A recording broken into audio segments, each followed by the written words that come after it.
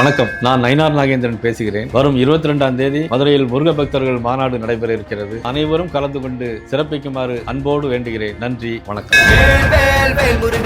முருக பக்தர்கள் மாநாடு ஜூன் 22 மதுரையில். இடம் அம்மா திடல், பாண்டிக்கோவில் அருகில். முருகன் அருள் பெற அழைக்கின்றார்கள். பாஜக சிந்தனையாளர் பிரிவு, தமிழ்நாடு. பிளாக் அண்ட் ஒயிட்ல வர கனவுகள் பலிக்காது, கலர்ல வர கனவுகள் பலிக்கும். ஒரு நாளைக்கு 80,000 தாட்டுகள் வர்றதா ஆய்வு சொல்லுது. அப்ப செருமூளையில பதியப்பட்ட விஷயம் தான் கனவா பார்க்கப்படுது. காக்கா ஒரு வீட்டால கத்துனுச்சுன்னா விருந்தாளி வரப்போதும்பாங்க. ஆமா, அது வருவான். ஆனா பிளாக் அண்ட் ஒயிட் கனவுக்கும் கலர் கனவுக்கும் வித்தியாசம் பார்க்க போனா அப்படி கனவுல அந்த மாதிரி எனக்கு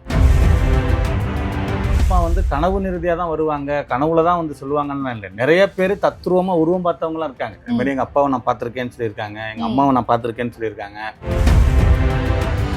நிறைவேறாத ஆசைகளோட ஒரு ஆத்மா இருக்கு அப்படின்னு சொன்னா அது எப்படி தெரிஞ்சுக்கிறது? இதுவும் அழுக குரல்கள் இந்த மாதிரி கேட்டு இறந்து ஒரு 2-3 வருஷம் ஆயிடுச்சான்.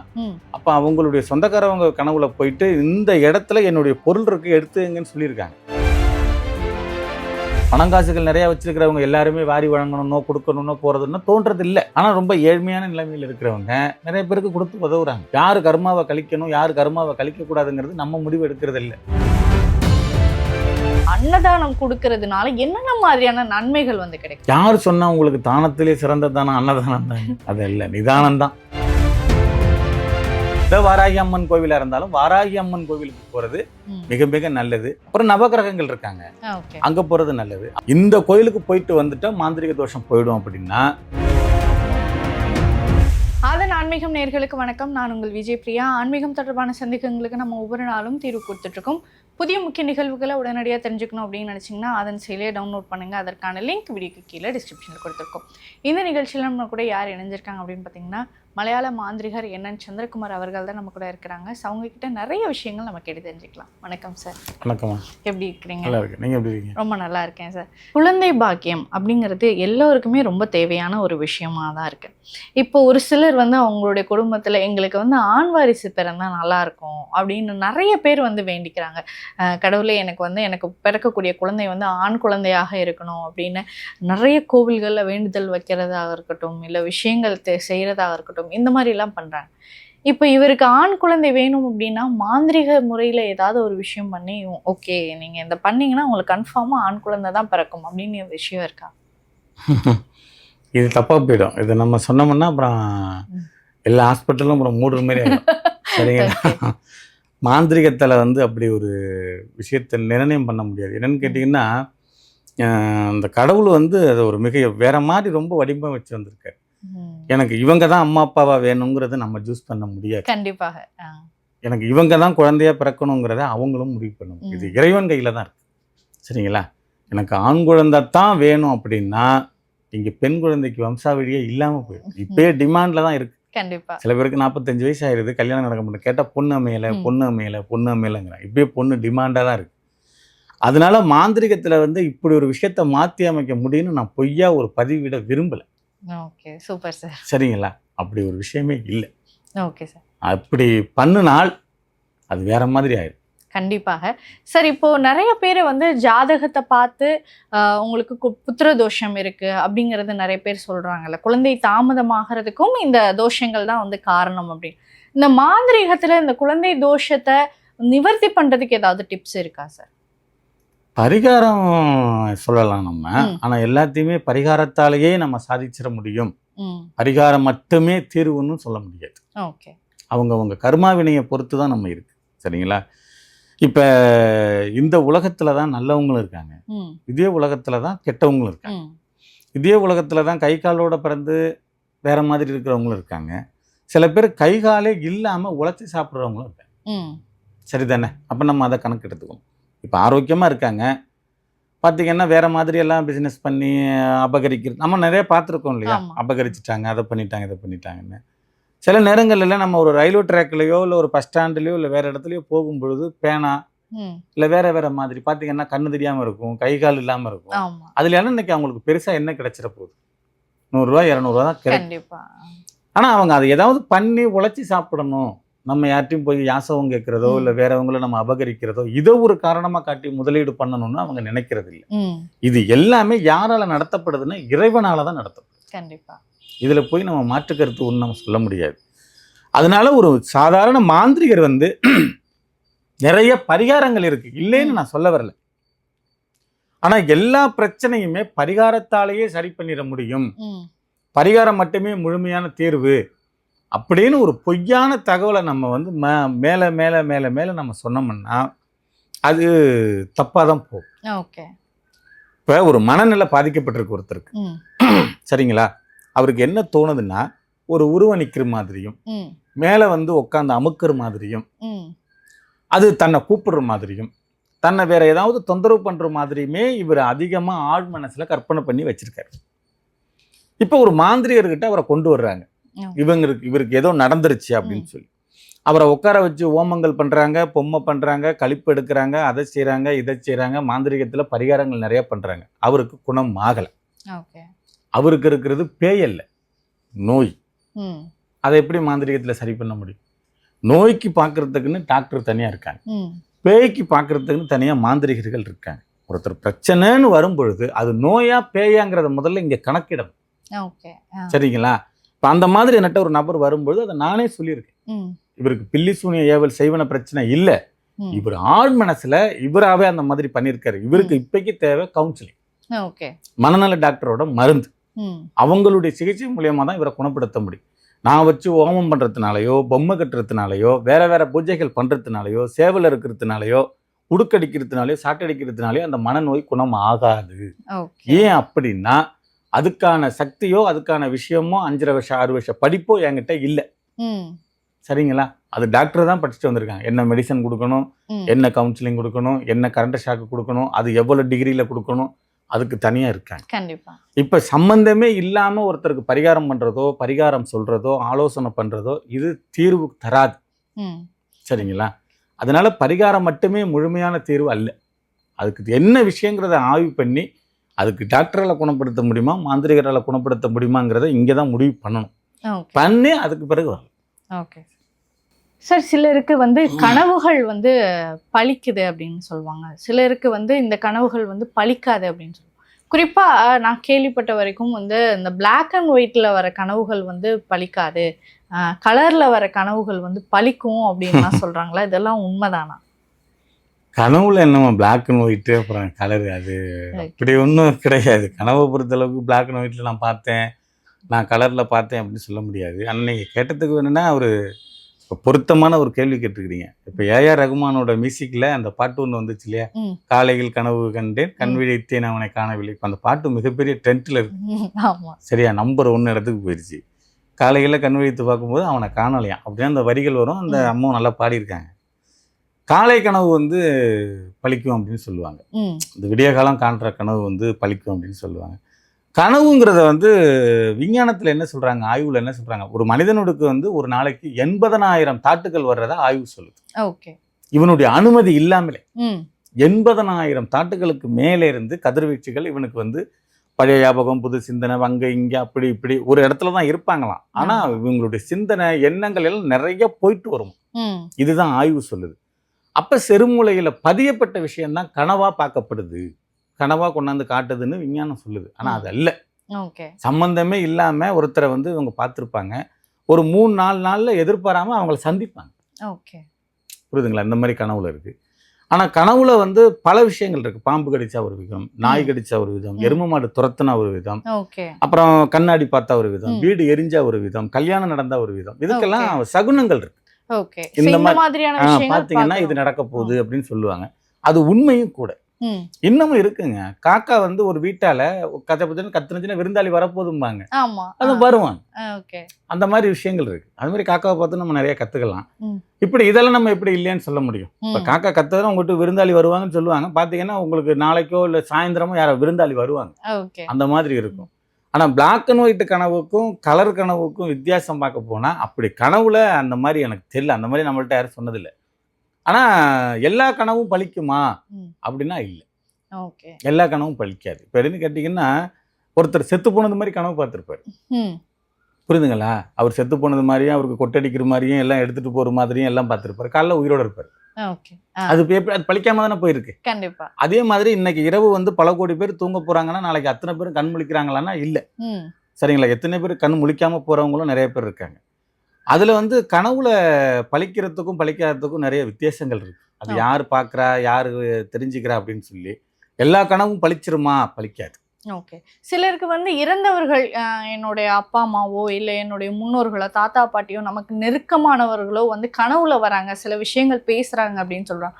இப்போ இந்த ஆவிகள் எல்லாமே கனவுகள் மூலமா தான் ஒருத்தவங்களை வந்து கம்யூனிகேட் பண்ணுவாங்களா? அப்படியெல்லாம் சொல்ல முடியாது. அது தப்பான விஷயம். அவங்க வந்து கனவுல வர்றது, வீட்டுக்கு வந்துட்டு போறது, ஒரு விஷயங்களை சொல்றது, இதெல்லாம் உண்மை. அதை நான் இல்லைன்னு சொல்ல வரல. ஆனா இறந்து போனவங்க ஆத்மா வந்து கனவு நிறுதியா தான் வருவாங்க, கனவுல தான் வந்து சொல்லுவாங்கன்னு இல்லை. நிறைய பேர் தத்ரூபமா உருவம் பார்த்தவங்களாம் இருக்காங்க. ஓகே. சோ நேரடியா பார்த்தவங்களும் இருக்காங்க. எனக்கு தெரிஞ்சு அவங்க சொல்லியிருக்காங்க, அது உண்மையும் கூட. இந்த மாதிரி எங்க அப்பாவை நான் பார்த்திருக்கேன்னு சொல்லியிருக்காங்க, எங்க அம்மாவை நான் பார்த்திருக்கேன்னு சொல்லியிருக்காங்க. அவங்களுக்கு விஷயங்கள் இருக்கு. இதை நம்ம வேற மாதிரி கூட நம்ம பேசியிருக்கோம். ஒருத்தருக்கு ஆயுள் காலம் இருக்கும்பொழுது முன்கூட்டியே இறந்துட்டாங்கன்னா மீதி காலத்தை இங்கதான் அவங்க உலாவி ஆகணும், மேல போயிட்டு கழிக்க முடியாது, அப்ப சொச்ச காலம் இங்கதான் இருக்கணும் அப்படின்னு நம்ம சொல்லியிருக்கோம். அவங்க வீட்டுக்கு வர்றதுக்கான வாய்ப்புகள், பார்த்துருக்கிறதுக்கான வாய்ப்புகள், தொடுறதுக்கான வாய்ப்புகள், கண்ணாடி முன்னாடி நிக்கிறதுக்கான வாய்ப்புகள், இந்த மாதிரி நிறைய விஷயங்கள் பார்த்துருக்காங்க. அதுல எல்லாம் நம்ம இல்லைன்னு சொல்ல முடியாது. கனவுலதான் வருவாங்க, கனவுல மாத்திரம் தான் வந்து பேசுவாங்க அப்படின்னு நிறைய பேர் தத்ரூபமாவே பார்த்துருக்காங்க. Okay sir. இப்போ இறந்தவர்கள் வந்து அவங்க வந்து சில ஆசைகள், நிறைவேறாத ஆசைகள் இருக்கு அப்படின்னா இப்போ அவங்களுடைய குடும்பம் அதை எப்படி சார் தெரிஞ்சுக்கிறது? சார் இப்போ இவங்க வந்து எல்லா விஷயங்களும் படையல் வந்து பண்ணிகிட்டே தான் இருக்காங்க அப்படின்னாலும் அது அவங்களுக்கு கரெக்டாக போய் சேருதா இல்லையா அப்படிங்கிற ஒரு விஷயம் இருக்குல்ல, அது எப்படி சார் தெரிஞ்சுக்கிறது? நிறைவேறாத ஆசைகளோட ஒரு ஆத்மா இருக்கு அப்படின்னு சொன்னா அது எப்படி தெரிஞ்சுக்கிறதுன்னா, அவங்க வீட்டில் அடிக்கடி இதே மாதிரி வந்து ஏதோ தொந்தரவு பண்ணியோ, இல்ல எனக்கு இது வேணும் வேணும் அப்படின்னு அவங்க கேட்டோ, இல்ல இரவு நேரங்கள்ல எதுவும் அழுக குரல்கள் இந்த மாதிரி கேட்டோ, இல்ல நான் அவங்களுடைய சொந்தக்காரவங்க சொல்லுவாங்க, இந்த மாதிரி உங்க அப்பா அடிக்கடி என் கனவுல வந்து போறாரு, உங்க அத்தை வந்து என் கனவுல வந்துட்டு போறாங்க, உங்க சித்தி வந்து என் கனவுல வந்துட்டு போறாங்க, அவங்களுக்கு இந்த மாதிரி இருக்குதான் அப்படின்னு சொல்லி. நீங்க நான் வந்து கேட்ட கேள்வி நல்ல கேள்வி. என்னன்னு கேட்டீங்கன்னா, ஒருத்தர் இறந்து ஒரு 2-3 வருஷம் ஆயிடுச்சான். அப்ப அவங்களுடைய சொந்தக்காரவங்க கனவுல போயிட்டு இந்த இடத்துல என்னுடைய பொருள் இருக்கு எடுத்துங்கன்னு சொல்லியிருக்காங்க. ஓகே. இந்த இடத்துல நான் பொருள் இந்த மாதிரி ஒரு விஷயம் வச்சிருக்கேன் அப்படின்னு சொல்லிட்டு, இது கனவு தானேன்னு சொல்லி அவங்க லூஸ்ல விட்டுட்டாங்க. அப்புறம் ஒரு வாரம் கழிச்சு, ஒரு 10 நாள் கழிச்சு இப்ப அவங்க வீட்டுல ஏதோ ஃபங்க்ஷன் போல, அப்ப எல்லாரும் ஒன்னா சேர்றாங்க. அது அப்ப அந்த வீடு யதார்த்தமா கிளீன் பண்ணிக்கிட்டு இருக்கும்போது அன்னைக்கு ஒரு வாரத்துக்கு முன்னாடி கனவு பார்த்தாங்க இல்லையா, அந்த கனவுல என்ன சொன்னாங்களோ அதே மாதிரி அந்த பொருள் அந்த இடத்துல இருந்திருக்கு. ஓகே. அதுக்கு பிறகு எடுத்துரு. அதுக்கு பிறகு தான் இவங்களுக்கு ஆமாம்மா நான் ஒரு வாரத்துக்கு முன்னாடி இந்த மாதிரி உங்க அப்பா சொல்லியிருந்தாரு, இந்த இடத்துல எனக்கு இந்த பொருள் வச்சிருக்கேன், அதை எடுத்துக்க சொல்லுங்க அப்படின்னு சொல்லி. அப்படின்னு பார்த்தீங்கன்னா அங்க இருக்கு அப்படின்னு சொல்லி அந்த பொருள் அங்க இருந்திருக்கு. அந்த மாதிரி விஷயங்கள்லாம் நடந்திருக்கு, இல்லைன்னு சொல்லல. தத்துருவமெல்லாம் நிறைய பேர் பார்த்துருக்காங்க. அது ஒரு விஷயம். ஏன் நம்ம வந்து இறந்தவங்க ஆத்மாக்களையும் மற்றவங்களையும் பேசுறதை விட, இப்ப நான் முதல்ல ஒரு காணொலியில சொல்லியிருந்தேன் இல்லையா, இந்த வாராகி வந்ததுக்கு பிறகு நல்லா இருந்தேன் அப்படின்னு சொல்லி, அவங்க 100கணக்கான தடவை பார்த்துருக்காங்களாம். வாராகிய 100கணக்கான தடவை பார்த்துருக்காங்களாம். தேன் அபிஷேகம் பண்ணும்போது பார்த்துருக்காங்க, விளக்கு ஏற்றி வழிபடும் போது பார்த்துருக்காங்க, சக்கரவள்ளி கிழங்கு அவிச்சு வச்சு நெய்வேத்தியம் பண்ணுவாங்க இல்லையா, அப்ப பார்த்துருக்காங்க. அப்ப கடவுளே உங்களுக்கு காட்சி தெரியும் பொழுது ஏன் இந்த மாதிரி அன்பு பாசமா இருந்து இறந்து போனவங்க அவங்களுடைய ஆசா பாசங்கள் மற்ற விஷயங்களை வந்து சொல்றதுக்கான வாய்ப்புகள் இருக்கு. அவங்க யாரு கூட நெருக்கமா இருக்காங்களோ, யாரை பிடிக்குமோ அவங்களுக்கு வந்து கனவுல போய் சொல்லவோ, இந்த மாதிரி விஷயங்கள் என் பொருள் அங்க இருக்கு, நான் இதை பண்ணிருக்கேன், இதை நான் செஞ்சிருக்கேன், இதை பண்ணிருக்கேன் அப்படிங்கிற மாதிரி சொல்றதுக்கு விஷயங்கள் இருக்கு. அப்புறம் அதை இல்லாம உங்களுக்கு ஓஜா போடு, மற்ற விஷயங்கள், ஆட்டோ ரேட்டிங் முறை, பேசுறது, இதெல்லாம் இப்படி நிறைய விஷயங்கள் இருக்கு. இறந்தவங்க கூட பேசுறதுக்கு நிறைய விஷயங்கள் இருக்கு. அதனால கடவுளே கண்ணுக்கு தெரியும் போது இவங்களும் தெரியறதுக்கான வாய்ப்புகள் இருக்கு. ஆனா யாருக்கு தெரியுறாங்கிற பொறுத்து இருக்கு. ஓகே.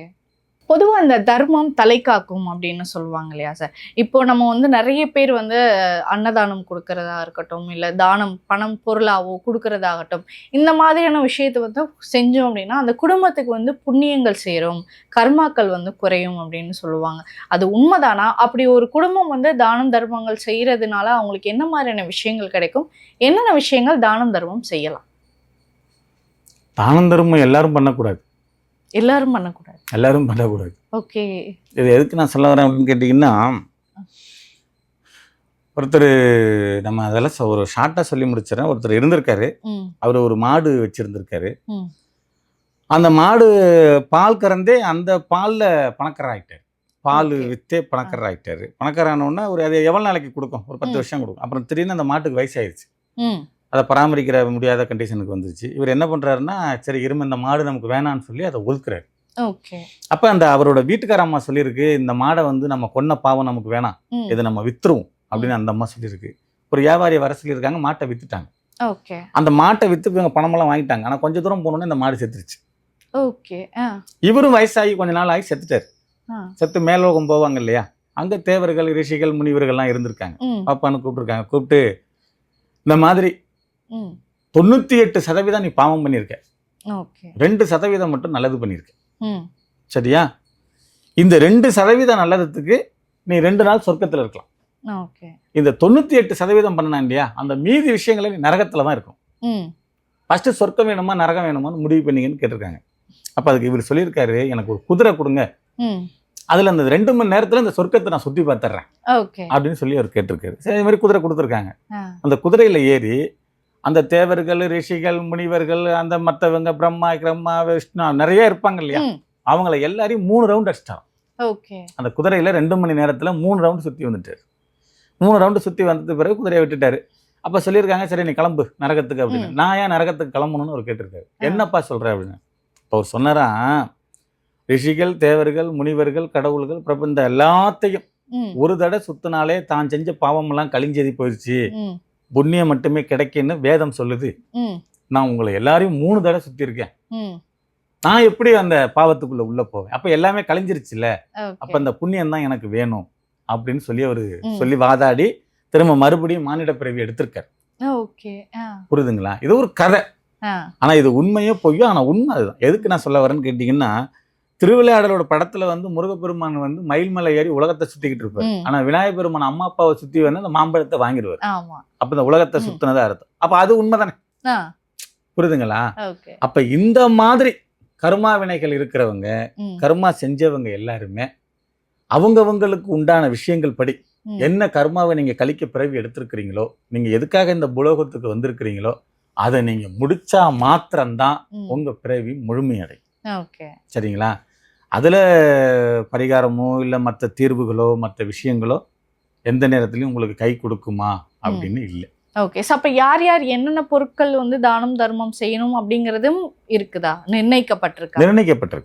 எல்லாரையும். இப்போ என்னன்னு கேட்டிங்கன்னா, ஒரு மாதம் 40,000மோ 50,000மோ சம்பளம் வாங்குறவங்க நிறைய பண்ணுவாங்க, பார்த்துருப்போம். அன்னதானம் கொடுக்கறது, மற்ற விஷயங்கள் கொடுக்கறது, நிறைய விஷயங்கள். ஆனால் மாதம் 5 கோடி 10 கோடி சம்பளம் வாங்குறவங்க பண்ணுறதா கேள்வி இல்லை. சரிங்களா? ஏன் அப்படின்னா அங்கேயும் நிர்ணயிக்கப்படுது.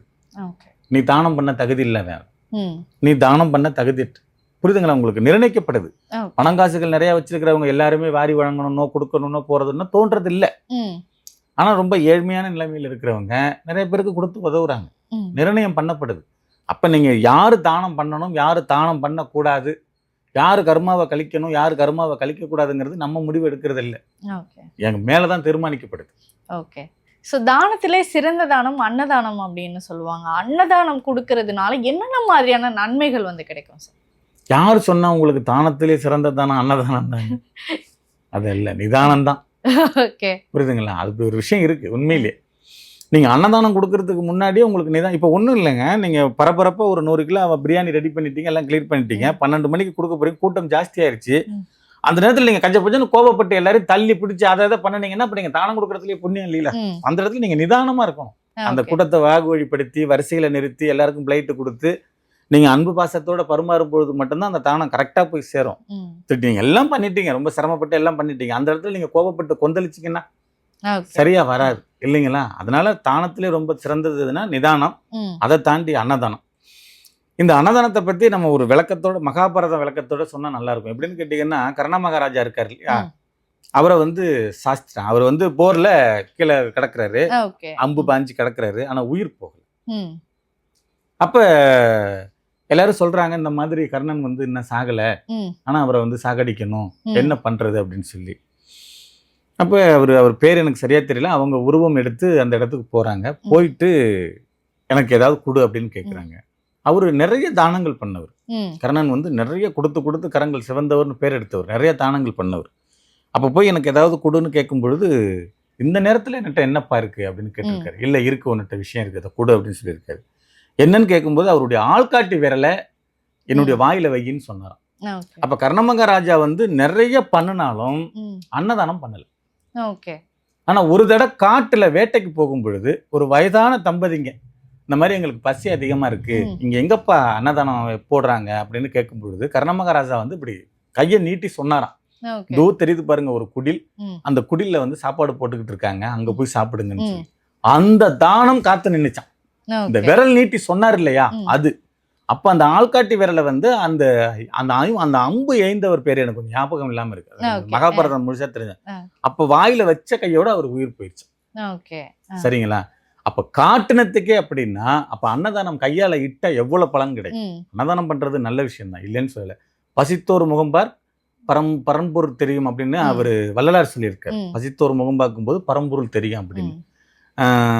இது அந்த மாதிரி விஷயங்கள் இருக்கு. அன்னதானம் பண்றது நல்லதுதான், அதில் தப்புன்னு நம்ம சொல்ல முடியாது. அது யாருக்கு நம்ம கொடுக்கணும், எப்படி கொடுக்கணுங்கிறதுல அதுல முறையா இருக்கு. இப்ப நிறைய பேர் சாப்பிட்டுட்டு நல்லா வர்றவங்களுக்கு போய் நம்ம கொடுத்து என்ன பண்ண போறோம்? உண்மையான பசித்த முகம் பார்த்து அவங்களுக்கு பண்றது நல்லது. Okay sir. இப்போ மாந்திரிகத்துக்கு பேர் போன கோவில் இது. இந்த ஒரு கோவில் போங்க, எப்பேற்பட்ட மாந்திரிக தோஷமாக இருந்தாலும் எந்த செய்வினைகள் இருந்தாலும் உடனே நீங்க ரொம்ப ஏதாவது ஸ்பெசிஃபிக்கா கோவில்கள் இருக்கா? அப்படின்னா என் கோயில தான் சொல்லுவேன். அப்படிங்கும் போது நான் அந்த மாதிரி சொல்ல முடியாதுங்க. நீங்க எந்த கோயிலுக்கு போங்க, அந்த கோயிலுக்கு போங்க, அப்படி கோயிலுக்கு போங்க, அவங்கள போக வேணாம்னு நான் சொல்லல. மாந்திரிகத்தால நிறைய பிரச்சனை நீங்க அடைஞ்சிருக்கிறீங்க, பில்லி சூனியம் நிறைய வச்சிருக்கிறீங்க, நிறைய அதனுடைய கர்மாவை சமந்திருக்கிறீங்க, இந்த கோயிலுக்கு போயிட்டு வந்தா சரியாயிடும் அப்படின்னா சொல்ல முடியாது. இந்த கோயிலுக்கு தான் போங்க அப்படின்னு சொல்லனா. ஆனா நீங்க கேட்ட கேள்விக்கு பதிலும் சொல்லாம இருக்க முடியாது. வாராகிக்கு கோயிலுக்கு போறது நல்லது. அது இந்த ஊர்ல தான் இருக்கிற கோயிலுக்கு போகணும், அந்த ஊர்ல தான் இருக்கிற கோயிலுக்கு போகணும், அவரை கட்டி இருக்கிற கோயிலுக்கு தான் போகணும்னு இல்ல. எந்த வாராகி அம்மன் கோவிலா இருந்தாலும் வாராகி அம்மன் கோவிலுக்கு போறது மிக மிக நல்லது. அப்புறம் நவகிரகங்கள் இருக்காங்க, அங்க போறது நல்லது. அப்புறம் உங்களுக்கு என்ன ஆலயம் பிடிக்குதோ, எந்த ஊர் பிடிக்குதோ நீங்க அங்க போறது நல்லது. சரிங்களா? இந்த கோயிலுக்கு போயிட்டு வந்துட்டா மாந்திரிக தோஷம் போயிடும் அப்படின்னா எந்த மாந்திரிகரும் இருக்க வாய்ப்பு இல்லை, எந்த அலுவலகம் இருக்க வாய்ப்பு இல்லை. அப்புறம் மாந்திரிகமே வேற மாதிரி ஆகி போகும். அதனால கோயில் மட்டுமே உங்களுக்கு தீர்வு தராது அந்த பிரச்சனைக்கு விஷயங்கள். ஆனா நீங்க பொதுவா எனக்கு இந்த மாதிரி இருக்கு, ஒரு மன நிம்மதி வேணும், இல்லை இதுல இருந்து நான் விடுபடணும், வெளியில வரணும் அப்படின்னா வாராகி. Okay sir. சார் நீங்கள் ரீசெண்டாக நிறைய விஷயங்கள் பார்த்துருப்பீங்க. ஸோ இந்த ஒரு விஷயம் என்னை ரொம்ப பாதிச்சது அப்படிங்கிற மாதிரியான ஏதாவது அனுபவங்கள் இருக்கா உங்களுக்கு? இப்போ ரீசெண்டாக பாதிச்சது அப்படின்னா எதை சார்ந்து கேட்குறீங்க? ஸோ ஏதாவது நிறைய பேர் வந்து உங்ககிட்ட அவங்களுடைய குறைகள் வந்து சொல்லியிருப்பாங்க. ஸோ இந்த ஒரு விஷயம் எனக்கே ரொம்ப கஷ்டமாக இருந்தது, அவங்களோட விஷயங்கள ரொம்ப அதிசயமாக அது நடந்துச்சு அப்படின்னு ஏதாவது விஷயம்? அந்த மாதிரி விஷயம் இருக்கு அப்படின்னு கேட்டிங்கன்னா நான் மறைமுகமாக சொல்கிறேன். ஒரு பெண்ணு, அந்த பெண்ணு வந்து என்ன பண்ணுறான்னு கேட்டிங்கன்னா ரொம்ப அழகு.